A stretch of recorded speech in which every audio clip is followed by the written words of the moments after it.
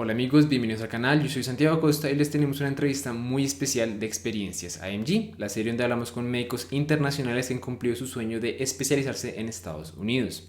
El día de hoy tuvimos la oportunidad de hablar con el doctor Camilo Jaimes, quien es un profesor asociado, escuchen esto, de neuroradiología en la Universidad de Harvard. Pudimos cubrir un montón de cosas y como siempre dejaremos las estampillas de cada sección en la descripción en caso de que quieran saltar alguna sección en particular. Recuerden además que si quieren apoyar este proyecto para que sigamos subiendo contenido como este completamente gratis para ustedes, lo único que deben hacer es dejarnos un like, un comentario y suscribirse al canal. Y ahora sin más, comencemos. Bienvenidos a todos. Hoy tenemos una entrevista muy especial. El día de hoy nos acompañan dos personas que una ya apareció en el canal en realidad, que es Sebastián Bernal, y la otra que es el doctor Camilo Jaimes. Si ustedes recuerdan la entrevista que tuvimos con María Alejandra Bedoya, hablamos un poco del doctor Jaimes y pues hoy tenemos la oportunidad y el honor de tenerlo aquí para que nos cuente su historia de cómo fue. Entonces, bienvenidos a los dos. Sebas, no sé si quisieras decir algo antes de comenzar. No, Santi, de nuevo, muchísimas gracias por la invitación. Creo que este es un ejercicio supremamente enriquecedor para todos que nos ayuda y nos ha ayudado de múltiples maneras. Y pues nada, también muchísimas gracias a Camilo por darnos pues este espacio. Esperamos que pues todos los que están escuchando esta entrevista la disfruten. No, muchas gracias a ustedes por invitarme. Entonces, doctor, qué honor tenerlo aquí. Ya en el canal, ya María Alejandra nos contó unos 5 o 10 minutos de lo impresionante que es su hoja de vida, pero me gustaría que se introduciera un poquito, que nos contara un poco de usted. Ok, me va a tocar ver la entrevista de Aleja entonces, porque si ya hablo 5 o 10 minutos, hablo mucho. Yo soy Camilo Jaimes, soy médico egresado de la Universidad del Rosario, yo me gradué en el 2010. Soy radiólogo del Hospital General de Massachusetts y neuroradiólogo del Hospital General de Massachusetts. Y luego hice neuroradiología pediátrica en el Hospital Pediátrico de Boston. Actualmente soy neuroradiólogo pediatra en el staff del Hospital Pediátrico de Boston. Soy profesor asistente de radiología de la Escuela de Medicina de Harvard y soy el director de desarrollo profesional de nuestro departamento de radiología en el Hospital Pediátrico de Boston. Cuando tengo algo de tiempo libre, me gusta trabajar en investigación. Trabajo en investigación en temas de desarrollo normal, en especial desarrollo normal temprano y lesiones tempranas en el desarrollo neurológico de los niños. Y también trabajo en desarrollar e incorporar imágenes avanzadas para entender mejor estos dos procesos. Perfecto. Pues doctor, con semejante hoja de vida, a uno como que inicialmente le llega esta sensación de, ¿será que yo, la persona que está viendo del otro lado de este video, puedo llegar a algo semejante a eso? Y me gustaría devolverme un poquito en si hace 10 años, en el momento en que se estaba graduando el Rosario, alguien le hubiera dicho, mire, usted en 10 años va a estar en esta posición en Harvard, va a ser profesor asociado, va a tener todo esto. ¿Qué tan factible lo veía en ese momento? Bueno, tengo que empezar por decir que con total seguridad de esos cumplidos me corresponden la mitad de la mitad. Pero muchas gracias. Um, Lo primero que diría es que probablemente es difícil de creer porque cuando yo estaba aplicando la residencia o cuando quería aplicar la residencia, um, la cantidad de escepticismo que encontré era muy alta. Y no era, yo no creo que sea un escepticismo malintencionado. Si existe tal cosa, es un escepticismo bien intencionado que busca prever que uno pierda recursos en algunas cosas que le parecen difíciles a la gente. Um, Segundo, está basado en la experiencia de cada uno, es decir, yo no creo que nadie que me estaba dando ese consejo estuviera diciendo mentiras, pero cuando uno habla con la gente que ha aplicado este proceso, se parece como a preguntar a la gente qué tal les pareció la fiesta. Cada quien habla según cómo le fue. Y lo tercero es que yo creo que de todas las características, pues una de las cosas que más me ayudó fue, fue ser terco, porque la gran mayoría de la gente me dijo como pues, que no valía la pena. Pues que no valía la pena intentar radiología. Todo el mundo me decía, no, yo creo que hay buenas opciones en otras especialidades o en estilos diferentes de residencias a la que yo quería en radiología. Y bueno, yo no les hice caso, básicamente, me arriesgué. Y lo otro que debo decir es que no es fácil. No, uno de los retos que pocas veces la gente habla de las dificultades es una inversión de recursos y de tiempo significativa. Entonces es esperado que uno se viene y uno está en un espacio de transición por algún tiempo. Y obviamente al uno como cambiarse de carril, uno pierde velocidad. Entonces eso quiere decir que todo el mundo en Colombia, um, y mucha gente me lo dijo, como si usted se hubiera quedado acá ya habría empezado la residencia, ya habría empezado a hacer esto otro, habría podido hacer el rural acá en la universidad y al mismo tiempo haber hecho una maestría y haber hecho esta otra cosa. Yo creo que todos esos son puntos ciertos y, como les decía, bien intencionados, pero quizás lo más importante es tener claro lo que uno quiere hacer y después hacer lo mejor que uno puede para llegar a esa meta. Entonces, yo me enfrenté a eso muchas veces y es cierto, obviamente, pues muchos de mis compañeros de residencia se graduaron antes y empezaron a ejercer antes que yo, porque yo tomé un camino diferente, pero el camino que yo tomé era el camino que yo quería pues afortunadamente las cosas me han salido bastante bien. Pero de verdad debo decir que el escepticismo era mayor, o sea, al menos era un 60-40 en cuanto a las cosas que se podían hacer. Había gente muy querida que básicamente siempre expresó su apoyo y su total confianza, y que yo creo que me tenían más confianza de la que me tenía yo. pero por lo menos yo siempre pensé que valía la pena intentarlo, y pues nada, si no funcionaba siempre habría plan B y plan C, y creo que ese es otro punto importante. O sea, yo siempre tuve un plan B y un plan C y un plan D de opciones y qué haría si las cosas no salían. Y hubo muchos espacios en el camino donde las cosas no salieron. Entonces creo que eso tampoco pues es como un no rotundo. Uno se va a encontrar con obstáculos en distintos momentos y pues depende de uno qué decisión toma. Con esto me gustaría de pronto profundizar un poco en si tuviéramos que exponer, como para todos los que están viendo, cómo fue ese camino. O sea, una vez se graduó o si de pronto comenzó el camino antes de la graduación.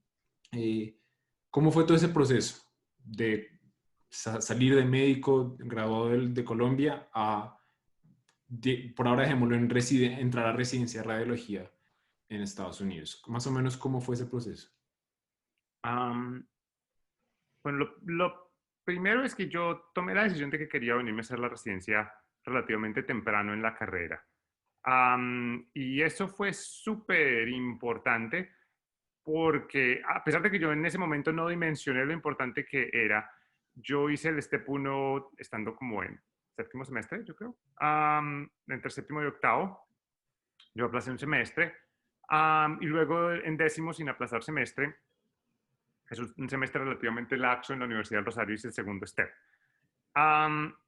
Mi meta en ese momento era tener todo lo que yo pudiera tener listo para cuando me graduara. Y vamos a visitar este tema un poco después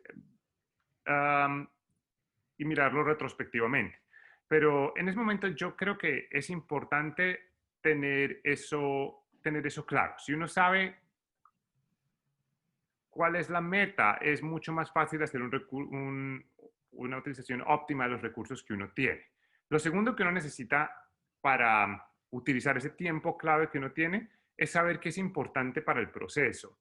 Entonces, por ejemplo, yo siento que en este momento, sabiendo lo importante que son los steps, yo diría uno debe hacer los steps temprano. Segundo, y las otras dos cosas que voy a decirles, no las hice, pero las debería haber hecho.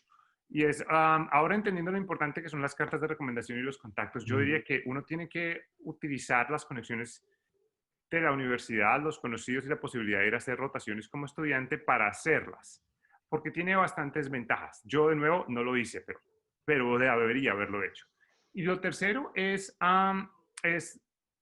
trabajar en investigación, si eso es lo que a uno le interesa. Yo tengo que decir que les interese o no les interese, ayuda un montón para la residencia. Entonces, aún si es un pragmatismo puro, eso ayuda un montón. Yo tengo que decir, No lo hice mucho en Colombia, intenté hacerlo un poco más en la parte final de la carrera y en el internado, sin mucho éxito, por varias razones. Una es, yo me decidí que quería ser radiólogo tarde en el internado, entonces antes de eso como que no habría tenido mucho sentido. Y intenté algunas cosas, pero no de manera muy productiva. Y la segunda razón es que yo siento que es difícil cuando uno es un estudiante de medicina o un interno hacer investigación en ciertos temas si uno tiene pues la gente siempre habla de recursos y los recursos obviamente son importantes, pero también de mentores. Y eso, pues, es una de las cosas que yo resaltaré más adelante en la entrevista que son fundamentales.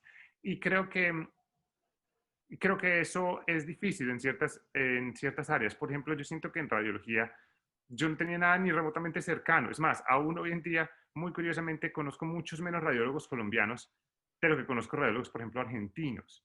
Y la razón es, pues yo no tenía un mentor en radiología porque sencillamente no conocía radiólogos. Independientemente de cuántos buenos y capacitados estuviesen, la formación actual o la formación que yo tuve en el pregrado no se prestaba para tener eso. Entonces, no es que yo requiriese tener un mentor en radiología, pero pues uy, me habría servido. Y hice investigación y creo que fue muy útil en la FIDIC por un par de meses. Creo que tienen un muy buen nivel y pues el liderazgo de la FIDIC, Manuel Alfonso, es una persona fantástica. Entonces, creo que eso fue muy, muy útil para mí. Y lo que sí hice y creo que fue valiosísimo es planear la parte que puedes decir apenas. Yo había hecho STEPS mucho antes de saber que iba a ser radiólogo, pero sabía que quería hacer la residencia fuera. Estos últimos meses de lectivas del internado son una forma muy valiosa de rescatar lo que yo no hice, haber ido de estudiante, haber hecho otros contactos antes.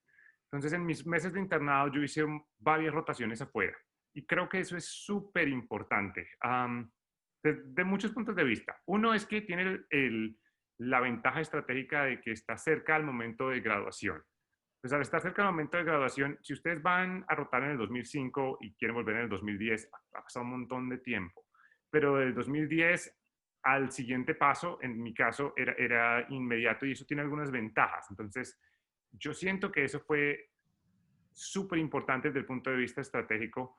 Y ahorita les cuento un poco más de eso. Pero lo otro que voy a decir de la universidad que sí tengo que rescatar es un entrenamiento clínico bueno es fundamental. Idealmente tan dirigido a lo que uno quiere hacer como sea posible, pero en general pues un entrenamiento clínico robusto es muy importante. Segundo, pues si el plan y las metas es hacer residencia en Estados Unidos, tener un muy buen manejo de inglés es fundamental. O sea, si uno no habla inglés bien, uno puede ser tan capaz como sea posible, pero va a ser una limitante concreta muy, muy importante. Entonces creo que ese es un segundo punto importante. Y el tercero que estoy tratando de unir todo eso es, uno quiere estar tan listo para poder aprovechar las oportunidades que se presenten como sea posible. Y desde ese punto de vista, haber hecho los exámenes, haber tenido buenas notas, hablar inglés, son las cosas que uno puede hacer y que no tiene que dejar al azar. Y eso es básicamente lo que yo diría desde el principio en la carrera. O sea, era un poco más tratando de utilizar los recursos que tenía para crear el perfil del aplicante que uno quisiera hacer un par de años después. Y eso puede ser difícil si uno no conoce el sistema, que creo que es el principal desafío, porque el sistema es completamente diferente.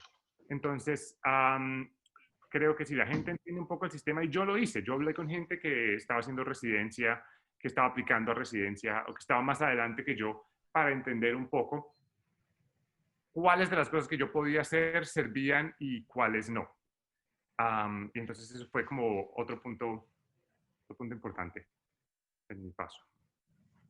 Ok, si Santi aquí me permite, pues me gustaría un poco que nos contaras, una vez tú te graduaste de la Universidad del Rosario, o sea, una vez acabaste el internado, ¿qué pasó ese año antes de, pues, de hacer match, de presentarte? ¿Qué pasó? ¿Qué hiciste? ¿Qué recomendarías tú que se pueda hacer durante ese año? Ok, pues les voy a contar lo que hice yo y después miramos a ver qué se puede hacer. Yo pasé, como les contaba, como 4 meses de mis selectivas rotando en radiología en el exterior. Yo ya sabía cuál era lo que yo quería o qué era lo que yo quería hacer como mi siguiente paso, que era pues conseguir un puesto de investigación. Los puestos de investigación son escasos, las oportunidades no son tan comunes, en especial yo necesitaba una posición de investigación que tuviese un apoyo financiero. Yo no tenía los medios para mantenerme como con recursos propios por un periodo indefinido, entonces eso para mí era una posición o era un criterio muy importante. Y yo de alguna manera utilicé esos meses para tratar de conseguir esa posición y escribí un montón de correos a la gente, tanto para conseguir las rotaciones como para conseguir posiciones de investigación, donde no tengo los suficientes decimales para decirle cuántos fueron como muchas gracias, muchas gracias, muchas gracias, pero no. También tengo una historia chistosa por contarles y este es una de las mejores, de las cosas que mejor resultaron de alguna manera. Yo era interno en Colombia y estaba con un radiólogo. Una de las como de las medio pruebas de fuego que hice fue ver, um, yo quería ser neurólogo, yo pensaba. Y durante el internado me di cuenta que no me gustaban los pacientes neurológicos, que me gustaban pues toda la neuropsicología, la neuropatología, la neurofisiología, pero los pacientes neurológicos me parecían difíciles y el curso pues no era lo que yo quería. Y eso fue un poco una crisis y de ahí entonces dije, bueno, miremos las cosas que yo no he tenido suficiente exposición, radiología fue una de esas y yo hice un poco una prueba de fuego, entonces en los posturnos yo me quedaba a leer con unos radiólogos que dijeron como, pues creemos que usted está loco, quédate acá los posturnos, pero ¿por qué no? Entonces me quedé a hacer eso y un día estaba con un radiólogo y el radiólogo me ve y me dice, mire, sí, ahí me llegó un correo de un tipo así como usted que se quería ir a hacer radiología y se fue a hacer radiología en Estados Unidos y ahorita está haciendo imágenes cardíacas en Mass General. Y yo como, ay, doctor, ¿usted me regalaría el correo a esa persona? Me dijo, no. Y yo como, wow. Y la persona se paró a tomar café en Oma y dejó el correo abierto y el correo estaba ahí, entonces yo lo anoté. y le escribí a esa persona y esa persona me ayudó un montón. Me dio un montón de consejos, nos conocimos después en persona, porque yo todavía estaba en Colombia, luego después hice mis rotaciones, nos encontramos en algún lugar y cosas recursivas como esa hice todas las que se quieran imaginar. Entonces yo no terminé trabajando con esa persona, que es otro colombiano, pero bueno, él me ayudó, o sea, trabajamos a distancia en algunos papers porque es muy querido, dijo como, uy, sí, venga, yo le ayudo, yo, usted va a necesitar esto, necesita papers, yo no soy pues un PI importante, apenas estoy terminando mi entrenamiento, pero ¿por qué no trabajamos en esto y esto? Y pues, mejor dicho, cualquier ayuda es bienvenida. Entonces eso fue lo que, digamos, ese les cuenta un poquito como la mentalidad que tenía en ese momento. Yo estaba tratando de conseguir todo lo que pudiese. Hice mis rotaciones en varios lugares y creo que fue como, pues muy impresionante. Yo siento que la experiencia de rotar en centros académicos grandes en Estados Unidos es bastante impresionante desde todo punto de vista. La experiencia es valiosa en ambos extremos, lo que uno ve y lo que uno aprende y también lo que uno extraña. Pero desde el punto de vista de lo que uno ve y aprende, en radiología obviamente es una especialidad que es muy dependiente de los equipos y la tecnología que tenemos disponible. Y eso, pues, la primera rotación que yo hice fuera fue en la Clínica Mayo y yo todavía creo que es como, si necesitar un hospital, ese lugar es como de otro planeta. El nivel es supremamente impresionante. Yo estoy seguro que además de todo tienen que hacerle pruebas de personalidad a la gente porque todo el mundo es absolutamente encantador. O sea, ese lugar es como de otro planeta. Y fue un poco un shock cultural del bueno, pero todo allá funciona. Todo funciona bien. Los ascensores funcionan bien. Todo es impresionante. Después de eso, yo ya pues traté de hablar con alguna gente como para cosas de investigación, pero pues no había como muchas opciones. Yo me fui, después de eso, mi siguiente rotación era en radiología pediátrica en el Children's Hospital of Philadelphia, que es el hospital pediátrico de Penn. Y cuando estaba allá, yo hablé con el que entonces era el director del departamento, que es una persona fantástica. Él se llama Diego Jaramillo, es un colombiano Y yo siempre le digo que es como lo mejor que me pasó en 2010, 2020, y pues ahí va la campaña de reelección, porque Diego es una persona fantástica. Y pues yo no lo conocía, pues lo conocía ya y es muy querido, no sé, encontró 5 minutos para hablar conmigo y nos sentamos a hablar, apenas yo como que estaba recién llegado, yo tenía 2 meses cuadrados allá. Am, yo le conté lo que quería hacer, o sea, yo dije, mire, yo me voy a graduar en un mes, no sé qué. Y él me dijo, ok, bueno, hablamos cuando te vayas a devolver, miramos a ver qué posibilidades hay, pues muy querido. Y volvimos a hablar al final de eso y él pues me ofreció la posibilidad de regresar a trabajar en Chop, pues como de tiempo completo con una posición. Y eso, yo tendría que decir que de todas las cosas que me pasó, esa es quizás la más importante de todas, la que más contribuyó desde el punto de vista concreto. Yo siento que una de las cosas que más ayudó era que yo tenía los steps y las cosas listas. En estos centros académicos grandes hay un número muy grande de personas que van, la pasan increíble, aprenden un montón y dicen que quieren ir y pues nunca terminan mucho. Entonces, estar listo y tener las cosas listas, primero que todo le da a uno la oportunidad de decir que sí en el momento, pero segundo, también transmite un mensaje de consistencia importante, o sea, es una meta que está más o menos trabajada. Si uno ya ha hecho 2 exámenes de los USMLE y uno no se ha graduado en Colombia, hace que la persona realce dentro del pool. Entonces yo creo que eso fue una de las cosas importantes. Yo fui a hacer otra rotación, me devolví a Colombia, me gradué y inmediatamente me devolví a trabajar en investigación en Filadelfia. Y entonces yo creo que ese tiempo de lo que hice en el internado, lo más valioso de todo lo que me pasó a mí fue, uno, conocer varios centros académicos y poder derivar de algunas de esas experiencias una posición de investigación. Eso para mí fue completamente clave. Sin eso no hubiese podido hacer lo que hice. Hay un montón de elementos adicionales y con un mentor fantástico en una institución genial.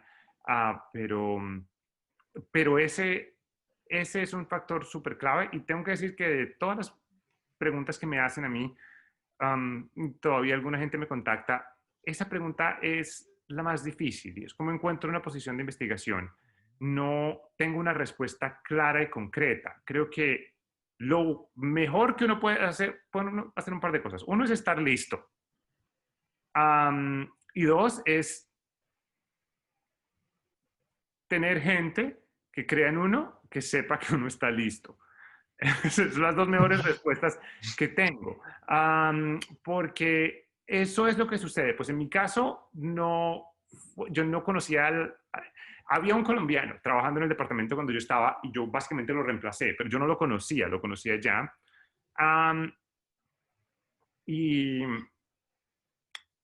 Pero sí pasa mucho que si uno ha hecho un buen trabajo, cuando uno se va a ir a otro lugar, le preguntan a uno si uno conoce a otra persona, y la gente se entera de ese tipo de posiciones y muchas veces eso ayuda. Entonces yo creo que esa es otro factor importante. Y yo sí creo que en todas las posiciones que yo he ocupado, uno siempre se beneficia un montón de la gente que uno conoce. Y la gente en realidad es buena y generosa, pues no sin límites, pero están dispuestos a ayudar. Y no solo los colombianos, la gente de muchos lugares sí ve que uno es bueno. Entonces, de lo que me dejó el internado, lo más valioso fue eso, fueron las rotaciones en el exterior y en especial la posibilidad de haber rotado por un lugar donde regresé después a trabajar en investigación. Sí, a manera de síntesis, creo que los consejos que me llevé ahí son, uno, comenzar temprano y creo que especialmente para demostrar ese interés, como ese de que estoy en esto en serio y no simplemente es porque voy a hacer una rotación y voy a estar ahí. Ese sería como el primero. Lo segundo, aprovechar al máximo las oportunidades estilo rotaciones y aprovechar al máximo una vez adentro, como la parte de networking.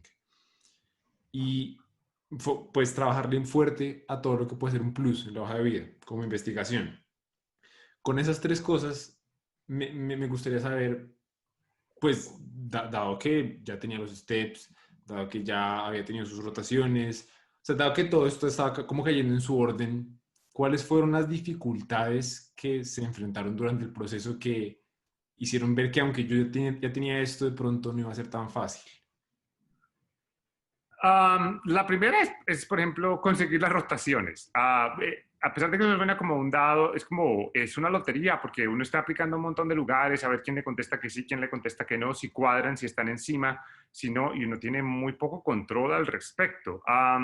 Cosas mundanas, como tenía que renovar la visa. Yo no tengo ni idea cómo se renueva una visa hoy en la embajada americana con toda esta situación. Entonces, algunos de esos inconvenientes concretos son importantes. Después me pasó que yo tuve que cancelar, después de haber como más o menos llorado por conseguir una rotación en algún lugar en Minnesota, que no era la Clínica Mayo, me salió la de la Clínica Mayo al mismo tiempo. ¿Cuáles son las posibilidades? Entonces tuve que cancelar la otra, que pues uno se siente, hoy en día no me parece tan grave, pero en aquel momento yo sentí que era como una rata, que no me iban a dejar entrar a ese país nunca.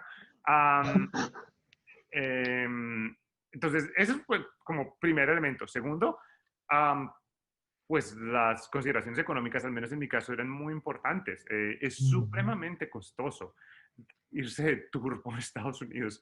Entonces yo iba a ir a Minnesota, Filadelfia, Miami. Eso no es fácil. Se consume un montón de recursos. Tercero, en alguna de estas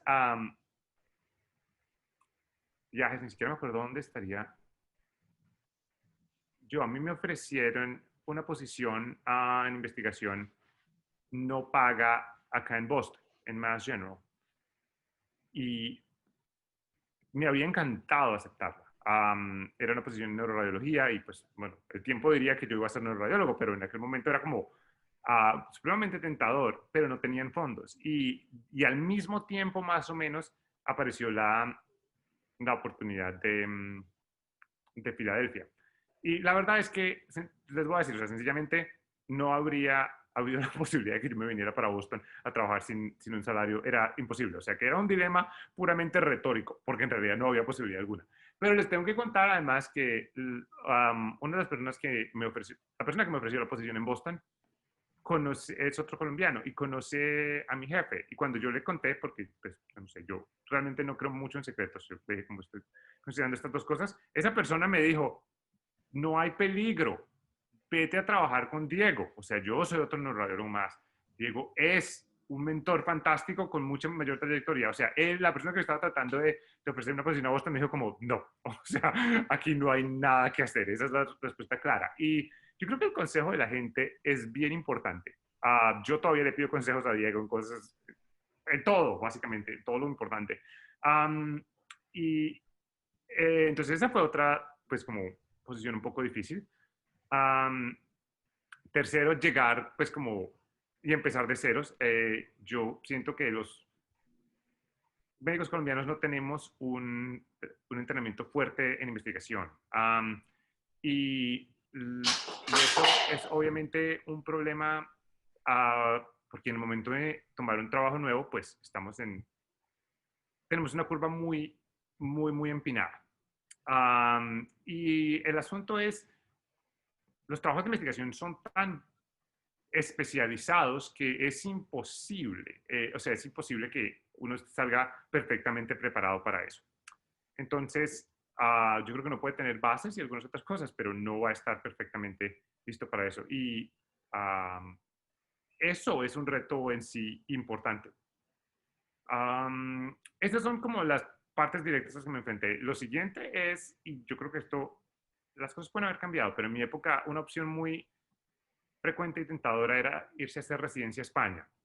Porque España uno tenía que presentar un solo examen y se presentaba y era en el orden en el que uno, pues, de alguna manera era basado en el orden en el que uno quedaba y en base a eso uno escogía. Entonces era un sistema mucho más amigable porque había una variable que uno podía controlar y después de eso uno podía cambiar y tomar decisiones hasta el final. Como yo habría podido querer ser otorrino, pero si ese día ya no quedaban otorrinos, pero quedaba neurología en Madrid o cirugía plástica en las Islas Canarias o medicina interna en Barcelona, yo decía, entre plástica aquí, no sé qué acá, no sé qué acá, a pesar de que yo quería ser otorrino, yo me voy por esto.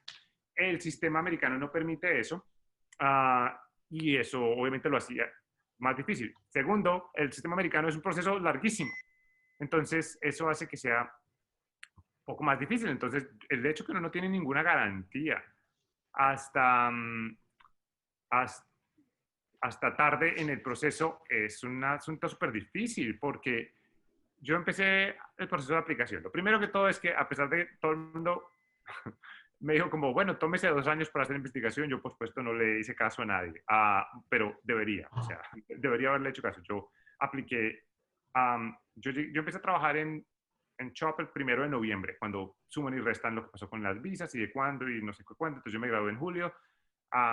Yo tenía, y eso fue lo que se demoró, resumidas cuentas, los papeles de la visa. Y yo tenía un par de rotaciones adicionales, como después de graduado en eso, y las hice y después me volví, saqué la visa y me regresé a Filadelfia. Empecé total el 1 de noviembre y yo apliqué el año después, o sea, en septiembre del siguiente año. Y les juro que como en la mitad de la aplicación, o sea, yo dije como, este fue un error terrible, porque yo tenía un montón de cosas súper buenas caminando, pero cosas hechas no tenía tantas, porque es físicamente imposible. La investigación toma tiempo y, o sea, ese es un error muy común y yo pues caí presa completa. Afortunadamente las cosas se dieron, pero hubieran podido no darse. Y el asunto es que uno no se entera sino hasta el final. Y uno invierte un montón de recursos en las entrevistas, es un desgaste emocional grandísimo, es un desgaste físico, porque cuando uno está en entrevistas está trabajando, entonces es, pues es un desastre. Y tercero, bueno, eso salió, pasó todo lo del el match, que es todo su enredo, y después la situación, yo tengo una neurosis absoluta con todo lo que son visas y trámites migratorios. A resolver todo ese problema, pues todo no es problema, pero todos los trámites para mí eran una fuente separada de estrés, porque pues la residencia y todo esto no está diseñado para extranjeros, entonces como que la responsabilidad es de uno a verificar que las metas académicas que uno tiene tengan una infraestructura desde el punto de vista migratorio que la soporte y que sea compatible con lo que uno quiere hacer. Entonces están todas estas consideraciones de visa J, visa H, qué es lo que uno quiere. Hay un montón de leyendas y leyendas urbanas al respecto de qué es lo que uno debería hacer, qué es lo que no. Y eso es como una conversación separada. Yo hice lo que yo quería hacer. Yo quería una visa H. Les voy a contar, por ejemplo, yo digo que yo me gasté todas las energías que tenía en hacer un buen match en radiología. Radiología es una especialidad muy particular en la que uno tiene que hacer un internado, o sea, uno tiene que hacer un primer año como un R1 de medicina interna, que es separado, y el match es separado. Entonces, eso quiere decir que uno puede hacer match para hacer radiología en Alaska y el internado en Miami, o al revés, son completamente separados. Y las visas y todo también son separadas. Y es una terrible, pero pues yo le gasté todas mis energías al match de radiología. Y las opciones que tenía en el internado no eran tantas, pero eso es un problema porque yo igual necesito el internado. Y hubo un internado que me ofrecía la visa que yo quería, que era una visa H, y esa visa me iba a seguir en la residencia. Entonces eso era un factor súper importante. Entonces, a pesar de que no era el internado que yo quería, no era la mejor opción que tenía, ese internado me ofreció un pre-match, como durante las entrevistas fue como, haga esto, y yo les dije, bueno, pero si me dan la visa que yo quiero, me dijeron no, entonces yo les dije no, entonces me dijeron ok, sí. Entonces, yo hice eso, pero sabiendo que era un internado súper pesado, o sea, súper duro. Y yo siempre he dicho que yo le vendiera al mal diablo, pero por muy buen precio. Y lo volvería a hacer. Fue duro y valió la pena completamente. Entonces, ese tipo de cosas hasta el último minuto, a pesar de que las entrevistas en radiología iban muy bien, yo tenía como 4 entrevistas de estos internados y el más duro de todos me ofreció esto y yo, ok, pues sí, habrá que hacerle. Entonces, ese tipo de cosas, yo diría que ese es quizás el último de los saltos, de los obstáculos grandes del proceso de aplicación. Y por curiosidad, ¿dónde fue ese internado? Les cuento después. No por ahí es suficiente. Ok. Entonces, pues se pasó todo este proceso estresante que todo el mundo tiene que pasar del match. Mi pregunta es, de ahí, ¿Qué vino después? Porque yo creo que ya en estas épocas ya hay bastante información acerca de los steps y que uno tiene que investigar y rotar. Pero realmente una vez uno está allá adentro, uno no sabe cómo hacer el estilo de vida. Por ejemplo, está el mito de que allá en Estados Unidos se trabaja el doble, pues se gana bien, pero que se trabaja el doble que aquí. Está el mito de que allá no tienen estilo de vida o que dependiendo de la zona como que hay sus diferentes dificultades, que les toca devolverse, que no. Entonces, ¿cómo fue esa experiencia una vez ya adentro con los pies ya al otro lado de la puerta? Yo creo que la diferencia cultural es grande, es obvia y uno debe esperarla. Yo siento que el factor regional es muy importante. Yo creo que si yo hubiese estado en otro lugar del país, la experiencia habría sido completamente diferente. En Massachusetts, que es donde yo hice mi residencia, es un lugar muy internacional. En Massachusetts está Harvard, está MIT, está Boston University. Um, la diversidad cultural es enorme. Y eso es una ventaja muy grande. Entonces, eso es lo primero que yo diría. Yo estoy seguro que si uno se va a un lugar donde la población es predominantemente americana y hay una tasa de inmigración baja, va a ser más difícil. Entonces, eso es una realidad. Yo fui muy afortunado y la sociedad en Massachusetts es bastante liberal, es bastante abierta, entonces eso es genial. Yo no sufrí esa parte, digámoslo así. Cosas que sí creo que son importantes y se notan es la mayor parte de empezaría por decirles, yo siento que el 80 a 90% de las interacciones sociales de un adulto, y llamémoslos residentes adultos, si eso es posible, yo no me considero adulto mismo, pero el 80-90% de las interacciones sociales de los adultos son en el trabajo. Entonces, eso es una fuente muy importante, en especial si uno viene del otro lado del mundo. O sea, ese se convierte en la principal fuente de contacto social y de amigos que uno tiene. Es lo natural.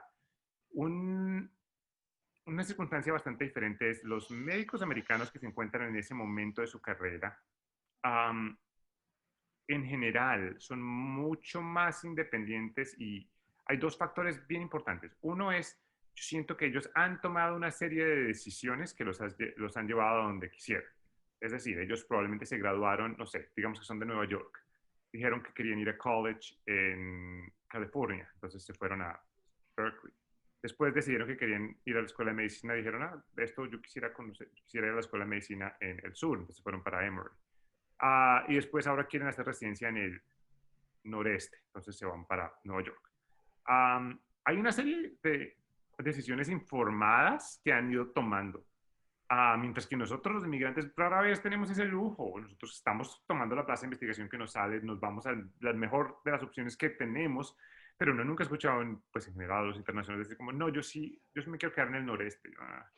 Eso no es lo que uno ve y además no es lo que uno ve porque es difícil, pero además porque uno no tiene las herramientas en general, la gran mayoría, para tomar esa decisión o los motivos. Si la familia de uno toda está en el noreste es diferente, pero eso lo pone a uno como, uno es como un punto aislado sin muchas razones, el producto de un montón de circunstancias, más que de un montón de decisiones. Y lo segundo es, durante todo este proceso, la gran mayoría de los residentes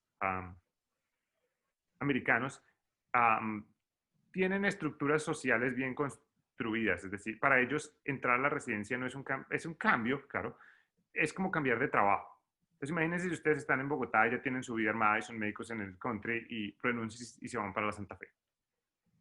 Sí, claro, las cosas cambian con la gente con la que se ve, pero en buena medida su estructura social no cambia tanto.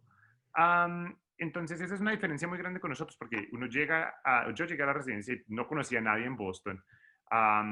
Y algunos de mis amigos llevaban en Boston 15 años, estuvieron ahí en college, en medical school, en no sé qué cuento, y ellos tienen una vida completamente diferente. Están casados, tienen hijos. Uno de mis compañeros, a los que más quiero de residencia, y terminé siéndome muy buenos amigos con algunos de ellos.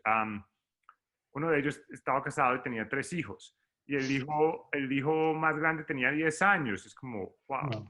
Me acuerdo, el primer día en la orientación, se acabó la orientación temprano, entonces yo dije, bueno, todos nos vamos a tomar una cerveza. Y si alguien no se quiere tomar la cerveza, me da una buena razón. Y Scott alza la mano y dice, es que mi tercer hijo nació prematuro, como a las 32 semanas, y lo van a mandar a la casa hoy. ¿Será que me puedo yo? Ok, Scott se puede ir para la casa. El resto se queda. Entonces eso muestra un poco la diferencia. Es una población bastante heterogénea y eso se va a sentir. Y aún hoy, después de haber pasado mucho tiempo con ellos y tener muy buenos amigos en algunos de ellos, mis mejores amigos, algunos son mis compañeros de residencia y gente que conocí en el hospital. Um, las diferencias culturales siempre van a estar ahí. Sí, y eso, pues, uno se ve y está bien. Sería un poco ingenuo pensar que uno se va a mudar a otro lado del mundo y no, pues, eso no va a pasar. Eso sí va a pasar. Pero lo otro es que además uno también conoce colombianos, es un grupo de amigos colombianos o latinos, y eso es variable la cantidad, los grupos que la gente tiene, gente que realmente no tiene eso, hay gente que son como muy transitorios. Yo debo decir, los círculos en una ciudad como Boston son bastante transitorios, porque la gente viene a entrenarse y luego mucha gente se va. Entonces van como por ciclos. Yo tuve un grupo de colombianos muy cercano, muy grande cuando era residente. Y después la gente pues terminó su entrenamiento y se fue para otros lugares. No se quedaron en Boston. Yo me quedé en Boston, entonces yo creo que casi todos se fueron. Unos se regresaron para Colombia. Entonces eso cambia bastante. Y lo otro que quería en cuanto a estilo de vida, sí creo que es diferente, pero yo no creo que sea desbalanceado. O sea, yo creo que eso depende más de la persona. Yo creo que uno puede tomar decisiones para balance o falta de balance, pero sí es diferente, el ejercicio clínico es diferente. Yo no creo que, yo pienso, por ejemplo, yo he tenido muchas conversaciones con algunos de mis colegas, yo creo que, por ejemplo, en mi caso, que yo soy un radiólogo, yo creo que trabajar en Colombia en una buena institución y trabajar duro desde un punto de vista financiero, yo creo que es comparable, sobre todo para vivir en Colombia. Pues obviamente vivir en Massachusetts con un salario colombiano, pues eso obviamente no tiene sentido. Vivir en Colombia con un salario americano suena fantástico, pero vivir en Massachusetts con un salario de Massachusetts y vivir en Bogotá con un salario de Bogotá, yo no siento que sea una diferencia abismal. Entonces, eso es lo que yo diría, pero yo no siento que pues, yo viva atacado con trabajo. Una cosa que sí es fundamental es que sí siento que hay muchas otras cosas que no puede hacer en el trabajo en Colombia uno como que no ve. Y, por ejemplo, dentro de esas para mí están mi trabajo de investigación que yo disfruto muchísimo. A mí me encanta pensar que no soy solamente radiólogo que leo estudios para generarle pues, um, beneficios económicos y plata a la institución. Y disfruto un montón mi trabajo clínico porque creo que hago una muy buena labor y además trabajando en un hospital como el que trabajo, veo, pues o sea, somos un centro de referencia muy grande, ayudamos un montón a prestar servicios que pues, no están disponibles en otras partes del país o del mundo. Entonces yo veo un beneficio claro al rol social que tengo como radiólogo. Pero también tengo clarísimo que no quiero leer estudios 5 días a la semana y me gusta trabajar con físicos, y me gusta trabajar en investigación, me gusta trabajar con gente más joven y me gusta trabajar con gente que sabe más que yo, todo el cuento. Entonces, esa posibilidad yo creo que es difícil en los hospitales colombianos. Yo creo que en los hospitales colombianos uno tiene pues la parte clínica, la parte que viene de docencia adherida a la parte clínica como asistencial y cosas administrativas. Y ya, yo siento que esa parte de investigación, que a mí me gusta un montón, es bastante difícil. Y yo creo que si yo fuese a donde mi jefe en un hospital en Bogotá y le dijera que quiero 20% del tiempo para hacer investigación, pero que no quiero que me baje el sueldo, me va a mirar como, nah. Siento que acá, si uno tiene un track record más o menos fuerte, hay mecanismos para iniciar eso. Y tiene mucho valor en las instituciones académicas. Entonces creo que eso es una decisión que uno puede tomar para tener una carrera un poco más diversa y más variada. Pero lo otro es que cambia mucho. La práctica académica es muy diferente a la práctica privada. La práctica, yo siento que la práctica, en realidad en ambas yo creo que hay formas de encontrar el balance en el estilo de vida. Entonces yo sí siento que se trabaja bastante, no es como que no se trabaje, pero yo, no siento, yo siento que el balance realmente pertenece a las personas. Sí es cierto que las variables son diferentes, o sea, no es lo mismo pensar en cómo uno va a balancear eso en Colombia acá. En Colombia uno está jugando de local y los desafíos que tiene la gente son los mismos. Am, los desafíos acá son diferentes, pero yo siento que, en última, yo siento que se logra. Pero es diferente y la gente tiene, y cambia mucho con las especialidades. La gente va a tener que tomar decisiones, hacer sacrificios dependiendo del camino que tome. Ok. Creo que realmente mi última pregunta que me gustaría mucho saber es cómo pasar de ser el residente promedio, que pues igual es un logro, pero el residente promedio a eventualmente un profesor asociado de probablemente unas universidades más prestigiosas a nivel mundial. ¿Cómo fue ese paso a paso? Bueno, lo primero que yo diría es, no sé, yo siento que mis compañeros de residencia son de las personas más inteligentes que yo jamás he conocido. Yo no sé si yo sería promedio. Uno tiene, uno tiene habilidades diferentes. O sea, uno de mis compañeros de residencia había como un, dos, tres, cuatro, éramos nueve. Cinco, yo creo que cinco eran MD, egresados de MD, PhD, tenían doctorados. Uno tenía un MBA y habíamos tres mortales, o sea, como MD a secas. Y uno se da cuenta que todo el mundo tiene habilidades muy diferentes. Entonces, obviamente la gente que tiene doctorados tiene capacidades de investigación muy fuertes. Lo otro que uno se da cuenta es que eso es completamente separado de las habilidades clínicas. Nadie en mi clase era malo, eso es un contrasentido. Pero hay gente que es supremamente hábil clínicamente y es separado de eso. Hay gente que tiene habilidades, pues esta persona que tenía un MBA tenía un perfil completamente diferente. Yo creo que depende mucho, básicamente es un balance entre encontrar las habilidades de uno y los intereses de uno.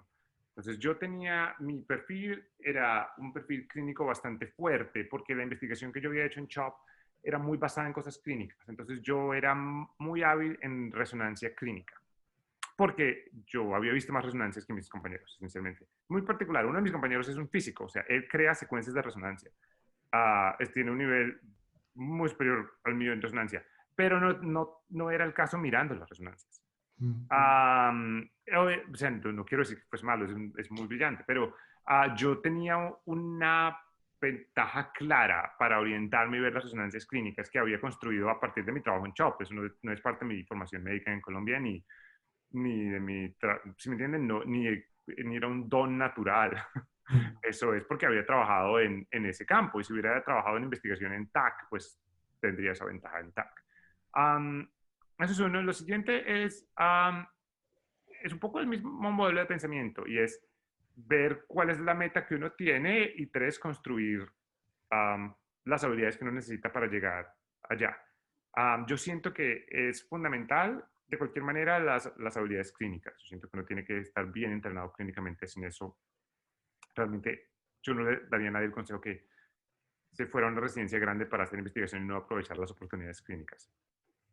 Aprovechar las oportunidades de investigación que existen son importantes, pero de pronto lo que a uno le interesa no son esas oportunidades tampoco, y eso está bien. Entonces yo creo que la misma filosofía aplica. Lo que yo quería era tener pues tener una carrera con un componente de investigación importante. Entonces utilicé el tiempo y los recursos que tenía en el departamento para hacer más investigación y continuar llenando eso, que yo creo que seguía siendo una deficiencia importante de, de mi formación como médico en Colombia. Es bien peculiar porque ahora yo no siento que tenga ese déficit. Yo siento que soy bastante fuerte dentro de mi departamento en las cosas en asuntos de investigación. Entonces, que si tengo un doctorado, no. Me gustaría ser más competente, claro que sí. Pero he desarrollado muchas habilidades muy particulares. Por ejemplo, yo siento que soy muy bueno y muy útil como cerrando gaps que existen. Y entonces yo les diría, hay muchos investigadores en ciencias básicas y físicos que desarrollan tecnología y hay un montón de gente clínica que les gusta, su enfoque de investigación incluso es, no sé, encontrar 1000 casos de pacientes con infartos cerebrales y I don't know, ver a cuáles les fue bien y a cuáles les fue mal. Y si no 1000, 2000. ¿Y cuáles son los factores que predicen que si el infarto creció, que si sangró? Eso a mí, en cambio, tampoco me gusta. A mí me gusta mucho más estar en la mitad y trabajar trayendo algunos de estos desarrollos de la gente del lado de ciencias básicas a la parte de ciencias clínicas. Y hay un vacío grandísimo en eso, en imágenes. Y el trabajo que he hecho me ha permitido posicionarme de una manera muy cómoda para trabajar con esa gente y pues yo tengo un muy buen entrenamiento clínico en los hospitales en los que trabajé. Entonces, el input clínico que yo les traigo a estos grupos es muy bien recibido y valorado. Y yo siento que eso es como básicamente donde mi nicho está creciendo de una manera muy, muy interesante, por lo menos muy satisfactoria para mí. Porque tengo un montón de tecnología y un montón de gente que desarrolla tecnología impresionante, un poco como de ciencia ficción. Y tengo problemas clínicos, porque yo trabajo en un hospital donde lo que tengo son problemas clínicos.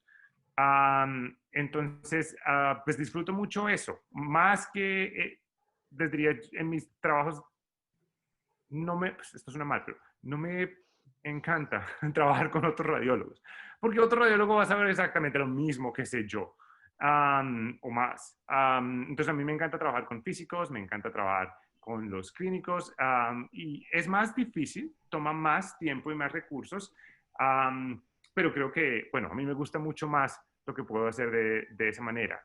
Entonces, para tratar de ir con lo que me preguntó Santiago, yo creo que encontrar un nicho es importante, tener algunas metas claras es importante y hacer de nuevo ese planeamiento y como diseño estratégico para llenar los gaps que uno tiene. Hay gente que ha hecho cosas muy interesantes que mientras está haciendo investigación hacen una maestría en salud pública o algo así, me parece fenomenal. O sea, yo creo que, no, a mí me habría gustado hacer eso. Es más, todavía a veces la miro y es como, uy, yo debería hacer esto el año entrante. Después digo, pero ¿con qué tiempo?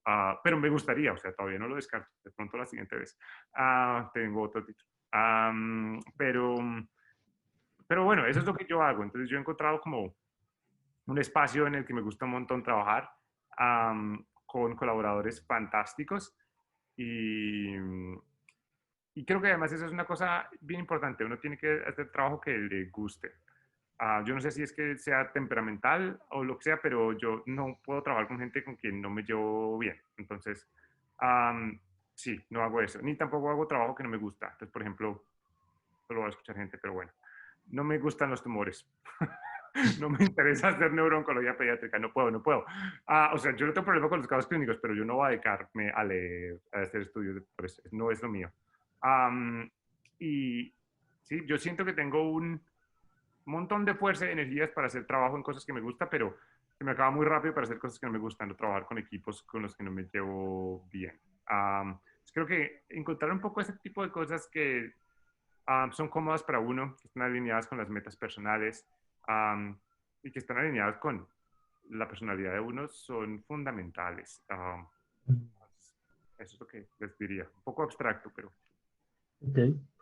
Bueno, sí, a mí me gustaría hacerte una pregunta, tal vez me voy a desviar un poco de, pues, de la línea que hemos llevado hasta este momento y pues Santiago me perdonará. Y podríamos, yo creo que hacer un capítulo entero con base en la pregunta que voy a hacerte. Sin embargo, es algo que a mí personalmente siempre me ha como interesado mucho, es algo que como me he cuestionado siempre y que en general a la gente que nos gusta las imágenes, pues como que nos hemos pues cuestionado en algún momento. Y es más tu opinión personal que tu experiencia. Y es, bueno, en este momento como con todos los desarrollos tecnológicos, de inteligencia artificial, pues los avances que hemos tenido en los últimos 5 años han sido absurdos. Las máquinas son muy buenas reconociendo patrones. ¿Tú cuál crees que va a ser el futuro de la radiología y las imágenes diagnósticas en la clínica, teniendo en cuenta todos estos nuevos desarrollos en imágenes? Pues es una pregunta que no creo que tenga una respuesta clara hoy. Yo no veo el papel del radiólogo desapareciendo, pues, al menos en mi carrera. Yo siento que las transformaciones tecnológicas son parte de lo que hacemos y evolucionaremos, pero no creo que vaya a desaparecer. No veo, por ejemplo, por qué sea más amenazante eso para un radiólogo de lo que es para un internista.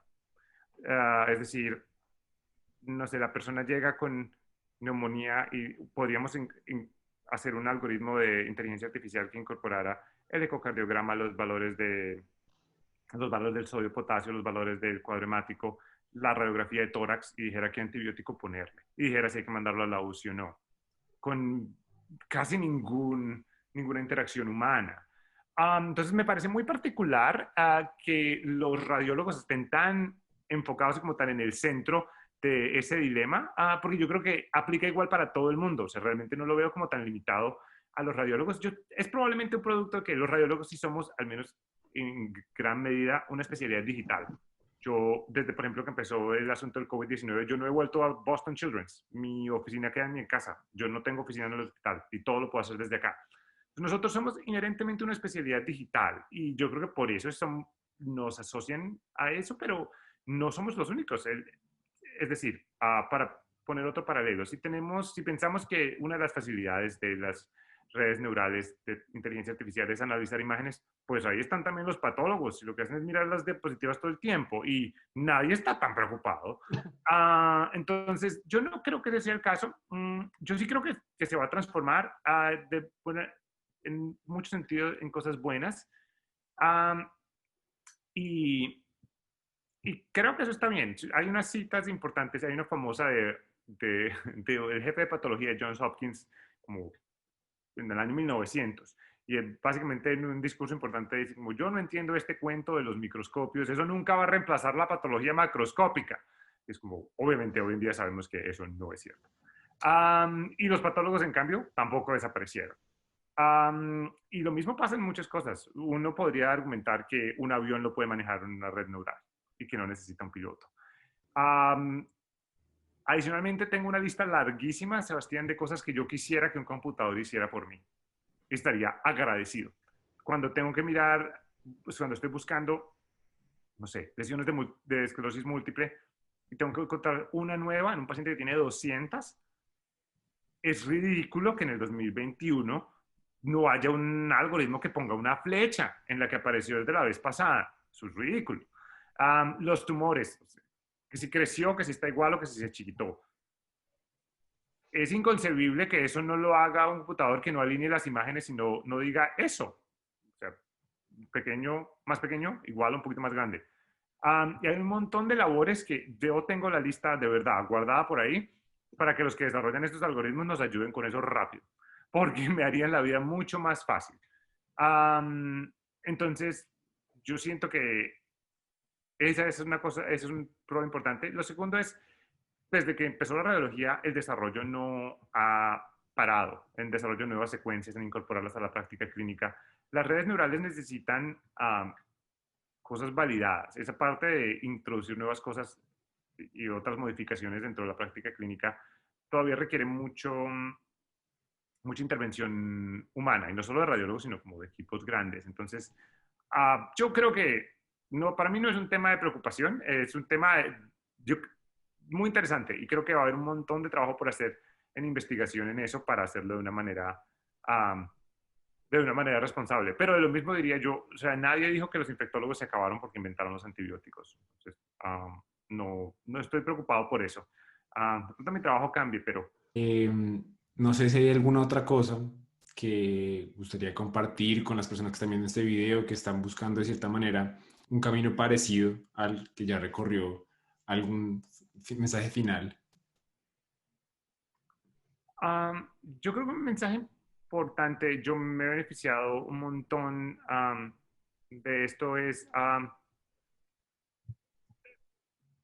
ayudar a otra gente y ayudar a gente que uno encuentra. Todo el mundo tiene posibilidades limitadas, pero yo tengo que decir que he sido un beneficiario constante, incluso de gente a quien conozco poco.